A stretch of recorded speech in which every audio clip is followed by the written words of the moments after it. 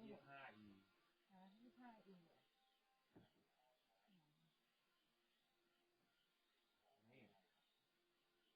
25E นี่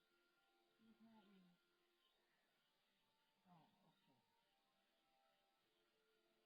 งั้นเราไปถึงตรงนั้นก็เราก็ไปยื่นบัตรประชาชนโอเค thanks a lot 2:15ต้องถึง